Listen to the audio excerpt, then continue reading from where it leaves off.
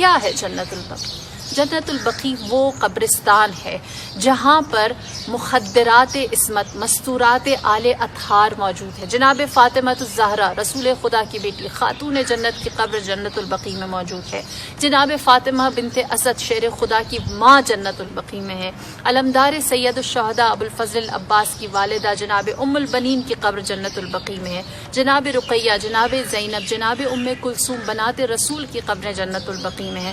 امہات الرسول جس میں جناب زینب بنت جحش، جناب ریحانہ، جناب ماریہ، جناب حفصہ، جناب عائشہ، جناب سودا، جناب صفیہ، جناب ام سلمہ کی قبور جنت البقیع کے اندر موجود ہیں۔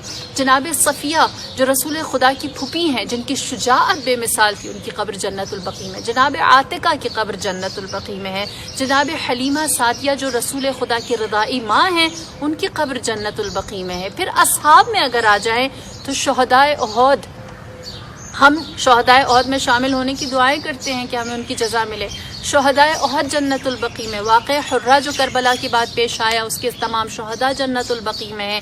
اسی طرح جناب مالک ابن انس جنت البقیع میں، جناب نافع جنت البقیع میں، جناب عثمان ابن عفان جنت البقیع میں، جناب ابو سعید خدری جن سے ہم بہت ساری روایات نقل کرتے ہیں، وہ جنت البقیع میں، جناب عبداللہ ابن مسعود جنت البقیع میں، جناب مقداد جنت البقیع میں، جناب جابر ابن عبداللہ انصاری جن سے حدیث کے ہم ہر روز روایت کرتے ہیں، پڑھتے ہیں، اس کی تلاوت کرتے ہیں، وہ جنت البقیع میں ہے۔ جناب عثمان ابن مطعون وہ جنت البقیع میں جو سب سے پہلے صحابی رسول تھے جنت البقیع میں، جن کی تدفین کی گئی، اور انہی کی محبت میں بریکٹ میں یہ بھی بتاتی چلوں کہ ان کی محبت میں امیر المؤمنین نے اپنے بیٹے کا نام عثمان رکھا تھا۔ لہٰذا یہ ساری ہستیاں جنت البقیع میں موجود ہیں۔ اور پھر اس کے بعد اہل بیت اطہار، امام حسن مجتبیٰ جنت کے سردار کی قبر جنت البقیع میں ہے۔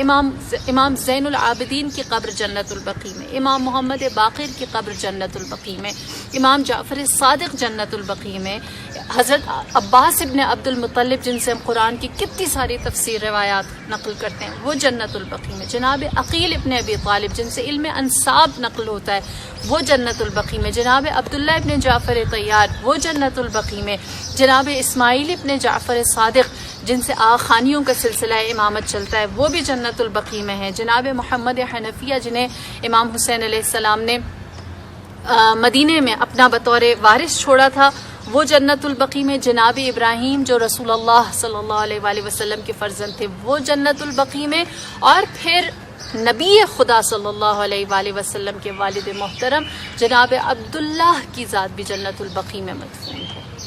یہ ساری ہستیاں، کیا اس کے بغیر میرا اور آپ کا دین ہے؟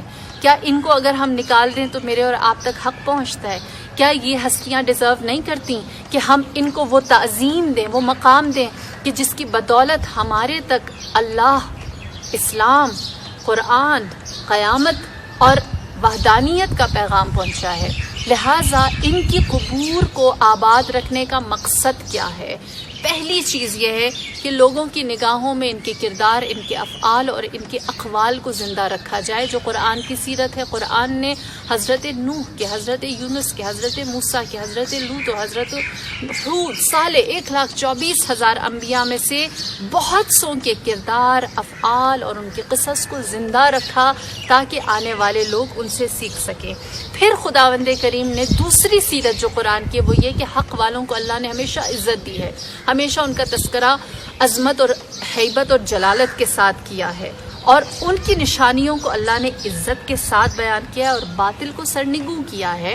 اور ان کو اگر ہم، ان ہستیوں کو آج ہم تعظیم دیں گے تو ہم ان کے خون اور گوشت کو اور ان کی ہڈیوں کو نہیں دیں گے، ان کے اس نظریے کو دیں گے، ان کے اس کردار کو دیں گے، ان کی اس حق شناسی کو دیں گے۔ اور پھر تیسری چیز جو ہے وہ یہ کہ ان جگہوں کی وجہ سے ہم عبودیت کو زندہ اور خدا ترسی کو پائندہ رکھتے ہیں۔ چوتھی چیز یہ کہ جو غضب الہی ہے یا جو محرمات ہیں، حرام چیزیں، ان سے دوری۔ اس کے سوا کسی بھی جگہ، کسی بھی مقام کو آباد یا اس کا ذکر یا اس کی آبیاری نہیں کی جاتی۔